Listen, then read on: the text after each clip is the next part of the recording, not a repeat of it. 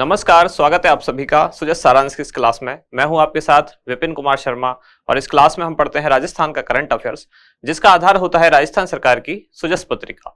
शुरुआत करते हैं हेडलाइंस के साथ। सबसे पहली जानकारी, अनुसूचित जाति के विद्यार्थियों के लिए 5 नए छात्रावास बनाए जाएंगे। तो इस संबंध में मुख्यमंत्री द्वारा घोषणा भी की गई थी राजस्थान के बजट 2023-24 में, तो उसी घोषणा के क्रम में अब आगे इनको मंजूरी प्रदान की गई है। यहाँ आप देख रहे हैं टोंक से जानकारी, जहां 9 विद्यार्थी आईआईटी जेईई एडवांस के लिए चयनित। तो राजस्थान सरकार द्वारा यह प्रयास है कि राजस्थान के जो सरकारी विद्यालय हैं उनमें भी शिक्षा का स्तर सुधारा जाए, तो उसी क्रम में ये घोषणा की गई है। या ये रिजल्ट दिखाता है इस बात को कि राजस्थान के सरकारी विद्यालय अब लिख रहे हैं सफलता की नई कहानी, जिसमें टोंक के एक विद्यालय से 9 विद्यार्थी आईआईटी जेईई एडवांस के लिए चयनित हुए हैं। फिर है खेल सुविधाओं के विस्तार के लिए 270 करोड़ रुपए के अतिरिक्त बजट को मंजूरी दी गई है। अब इसमें अलग अलग जिलों में, संभाग में बहुत सारी चीजें हैं जो नई निर्मित की जाएंगी, उन सभी को आज देखने वाले हैं। आगे अगले पेज पर जो जानकारी है वो है महंगाई राहत शिविर के जो लाभार्थी हैं अलग अलग जिलों से, जिनको क्या क्या लाभ मिला है, ये हम लगातार देख ही रहे हैं 24 अप्रैल से। और यहाँ भी उन्हीं लोगों के फोटोग्राफ्स हैं जो महंगाई राहत कैंप में गए हैं और उन योजनाओं में उनका पंजीकरण कराया गया है। इसके बाद आगे अगली जानकारी है, 39 पंचायत समितियों में मुख्य चिकित्सा एवं स्वास्थ्य अधिकारी कार्यालय खोले जाएंगे। और राष्ट्रीय सहकार मसाला मेला, जिसमें 2 करोड़ रुपए की खरीद हुई, अब इस मेले की समाप्ति हो चुकी है, जो कि 7 मई को समाप्त हुआ। 10 दिवसीय ये मेला था। और कहाँ आयोजित हो रहा है ये आयोजित हुआ जयपुर के जवाहर कला केंद्र में। JKK यानी जयपुर के जवाहर कला केंद्र में इसका आयोजन हुआ। और वहीं आयोजन हो रहा है अब ऑर्गेनिक फूड फेस्टिवल का, जिसमें कि जो ऑर्गेनिक फूड है उनका सरकार प्रमोशन करना चाह रही है, उसके लिए भी उसका आयोजन किया जा रहा है। यहाँ है 3 नए नर्सिंग महाविद्यालय खोले जाएंगे और जोधपुर जिले की सुमेर पब्लिक लाइब्रेरी का नया भवन बनाया गया। और बीकानेर डूंगर कॉलेज में 30 नए कक्ष बनाए गए। सामान्य जानकारियां। अगले पेज पर जनजातीय विकास कोष के लिए 791 करोड़ रुपए मंजूर। तो इस हेतु भी घोषणा की गई थी राज्य सरकार के बजट 2023-24 में कि अनुसूचित जनजातीय विकास कोष की राशि में वृद्धि की जाएगी। अब इसमें 791 करोड़ रुपए मंजूर किए गए हैं। आगे अगली जानकारी, ये भी आप जो देख रहे हैं महंगाई राहत शिविर से ही संबंधित है, जहां पब्लिक को क्या क्या लाभ मिला वो बताया गया है। यही वो 10 योजनाएं हैं जो यहाँ लिखी हुई हैं, जिनमें लाभार्थी हैं उनके फोटोग्राफ्स दिए गए हैं। योजना में पंजीकरण के बाद सभी को दिया जाता है मुख्यमंत्री गारंटी कार्ड, तो उसी के साथ आप फोटो देख पा रहे हैं। अगले पेज पर भी वही जानकारी, यानी कि महंगाई राहत शिविर। फिर चलते हैं आगे। यहाँ मणिपुर से विद्यार्थियों की सुरक्षित वापसी का खर्च राज्य सरकार वहन करेगी। तो पिछले कुछ दिन से मणिपुर में एक हिंसा जारी है। कुछ स्थानीय समुदाय के आरक्षण को लेकर 2 समुदाय वहां आपस में भिड़े हुए हैं। उस हिंसा से बचने के लिए राजस्थान के जो छात्र हैं उनकी वापसी की गई है। यहाँ मुख्यमंत्री की स्वीकृति जोधपुर, जहां आधुनिक बस स्टैंड निर्माण पर 18 करोड़ रुपए खर्च होंगे। और मुख्यमंत्री श्री अशोक गहलोत ने अहम प्रस्ताव को मंजूरी दी, जिसमें प्रदेश भर में सिंचाई तंत्र मजबूत होगा। मंदिरों स्मारकों के संरक्षण के लिए 6.44 करोड़ रुपए मंजूर किए गए। और यहाँ सरकार की विभिन्न फ्लैगशिप योजनाओं की जानकारी पाने के लिए अब एक पोर्टल है, जन कल्याण पब्लिक वेलफेयर पोर्टल। और लास्ट में जानकारी क्या है कि इंदिरा गांधी मुख्य नहर 40 करोड़ रुपए की लागत से सुधार कार्य इसमें किए जाएंगे। इसके बाद हमारा इंडेक्स, कौन कौन सी जानकारियां जो हमारे काम की है।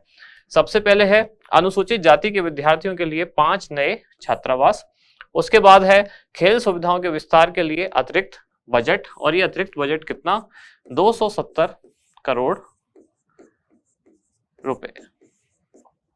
इसके बाद है राष्ट्रीय सहकार मसाला मेला, इसका अब समापन हो चुका है। और ऑर्गेनिक फूड फेस्टिवल, ये दोनों एक ही जगह यानी कि जयपुर के जवाहर कला केंद्र में आयोजित हुए।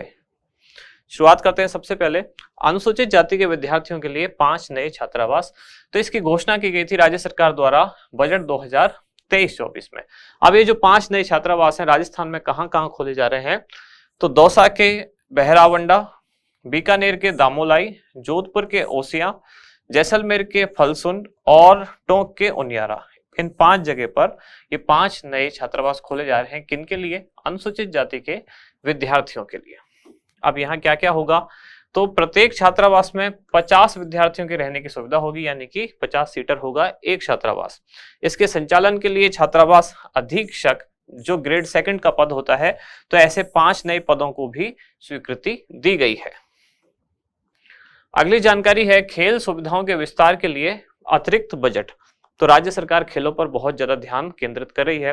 पिछले साल आपने देखा था राजीव गांधी ग्रामीण ओलंपिक, और अब भी शुरू होने वाले हैं 23 जून से राजीव गांधी ग्रामीण एवं शहरी ओलंपिक, जो कि एक साथ शुरू होंगे।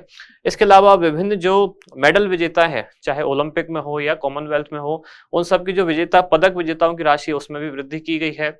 या जैसे जो कोच हैं उनके भी जो राशि है उसमें भी वृद्धि की गई है।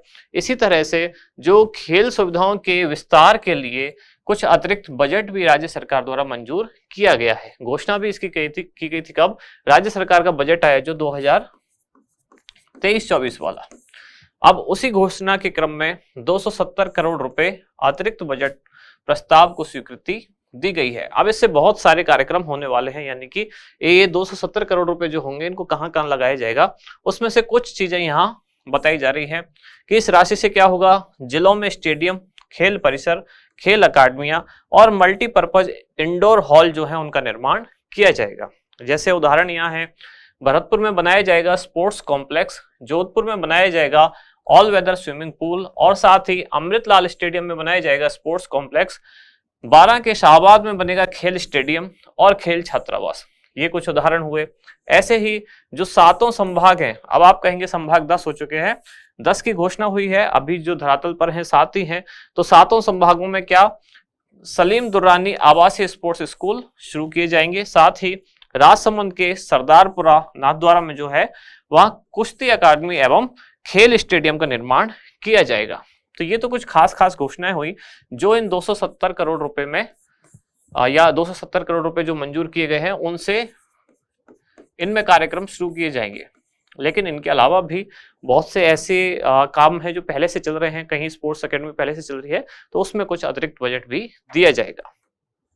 अगली जानकारी, राष्ट्रीय सहकार मसाला मेला 2023 जो कब से कब आयोजित होगा।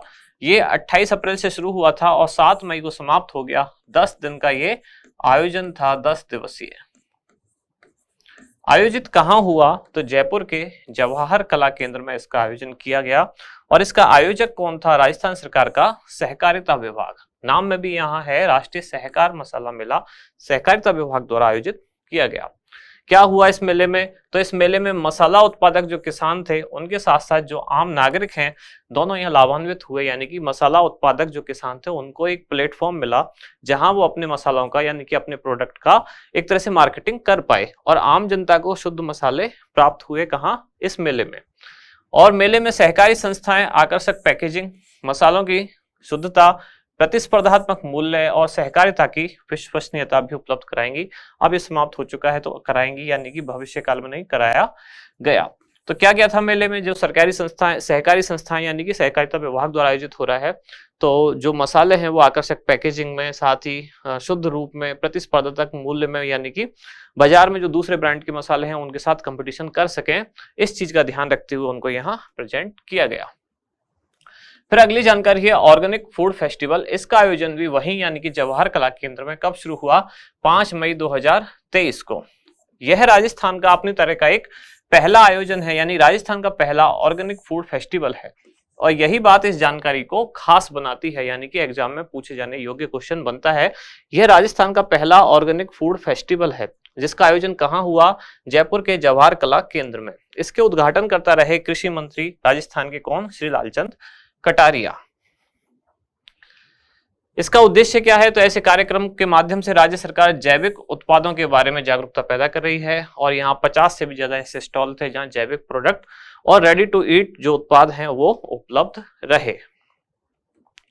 इसके बाद है लास्ट में आज का हमारा अभ्यास प्रश्न, राजस्थान के पहले ऑर्गेनिक फूड फेस्टिवल का आयोजन कहाँ किया जा रहा है? ऑप्शन है आपके जयपुर, उदयपुर, जोधपुर या भरतपुर। तो क्या होगा इसका सही जवाब, वो आप बताएं कमेंट्स में। अब मिलते हैं कल अगली न्यूज के साथ अगली क्लास में। धन्यवाद।